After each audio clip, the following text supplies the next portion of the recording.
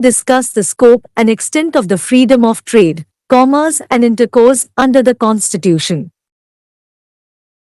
Ans. Freedom of trade, commerce and intercourse is secured in India by Article 301, which declares that trade, commerce and intercourse throughout the territory of India shall be free. Articles 302 to 305 are exceptions to Article 301 of the Constitution. In Eshabri T. Kovi, State of Assam, AIR 1951 SC 232, the validity of the Assam Taxation on Goods Carried by Roads or Inland Waterways Act of 1954 was challenged on the ground that it violated Article 301 of the Constitution and was not saved by Article 304(b). The petitioner carried on the business of growing tea and exporting it to Calcutta via Assam. While passing through Assam, the tea was liable to tax under the said Act. The Supreme Court held that the impugned law undoubtedly levied a tax directly and immediately on the movements of goods and therefore came within the purview of Article 301. The Act was, therefore, held void. The court said that taxes may and do amount to restrictions if they directly and immediately restrict trade.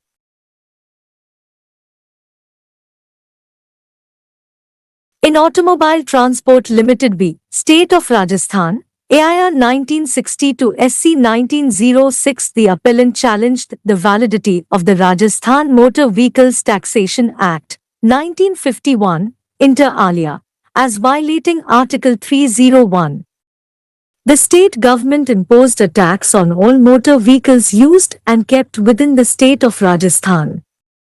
The court held the tax valid as they were only regulatory measures imposing compensatory taxes for facilitating trade, commerce and intercourse.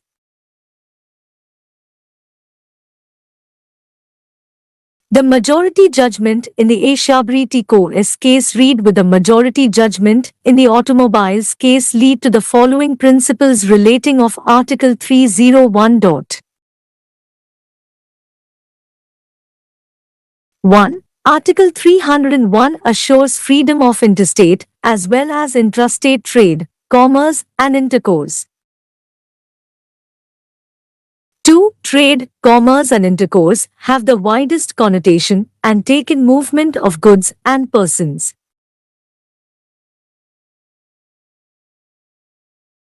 3. The freedom is not only from laws enacted in the exercise of the powers conferred by the legislative entries relating to trade and commerce or production, supply and distribution of goods, but also to all laws including tax laws.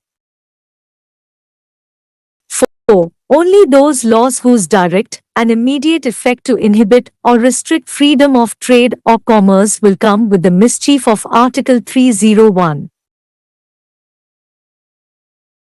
5. Laws which are merely regulatory or which impose purely compensatory taxes, and hence intended to facilitate freedom of trade, are outside the scope Article 301. Exceptions to right. Freedom of trade, commerce and intercourse, as contained in Article 301 is subject to restrictions imposed in Article 302 to 305 of Constitution. These restrictions are as follows. 1.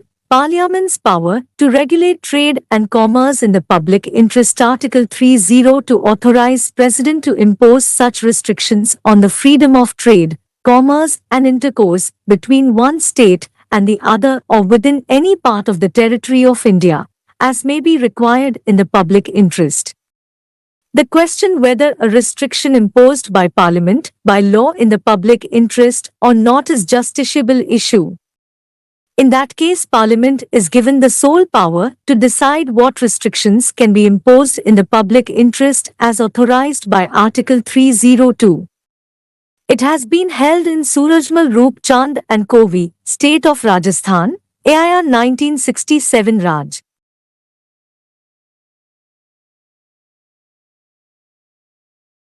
104. That restrictions imposed on the movement of grain under the Defence of India Rules, 1962 are in the public interest.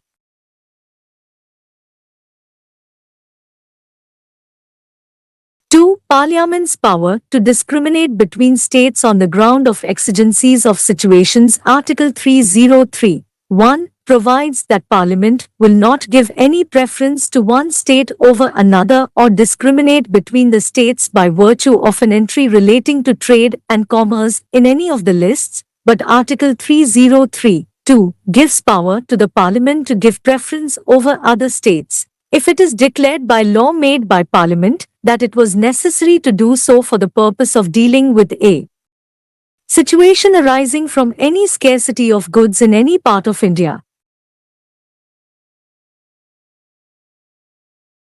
3. States' power to regulate trade and commerce. Article 304. 1. Provides that state may by law impose on goods imported from other state any tax to which similar goods manufactured or produced in that state are subject so, however, as not to discriminate between goods so imported and goods so manufactured or produced. Thus what Article 304a ensures is that so far as taxation is concerned, interstate commerce must be put at par with the intrastate commerce.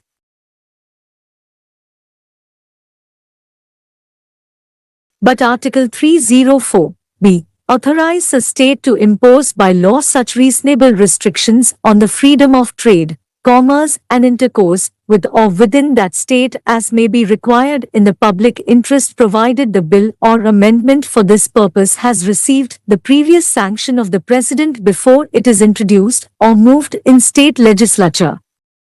Hence, a law passed by a state to regulate interstate trade and commerce must satisfy the following conditions under Article 304b. 1. Previous sanction of the President of India must be obtained. 2. The law must be in public interest. 3. Restrictions imposed by such a law must be reasonable. In this way, it is obvious that Parliament has powers to regulate trade, commerce and intercourse in the country. 4. Saving of existing laws. Article 305 saves the existing laws from the operation of Articles 301 and 303 except in so far as the President may by order otherwise directs.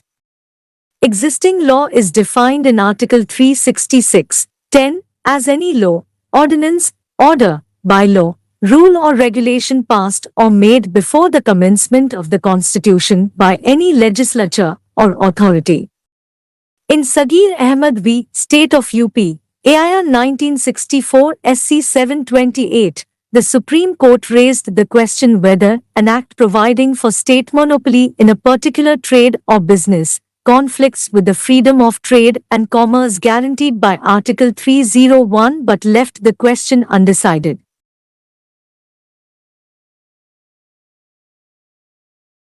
Article 19 was amended by the Constitution, IST Amendment Act, 1951, in order to take out such state monopolies out of the purview of Article 19, 1g. It was held in the above case that as a matter of precaution, the laws creating state monopolies would not be declared invalid as infringing Article 301, for which the amendment was added in Article 305.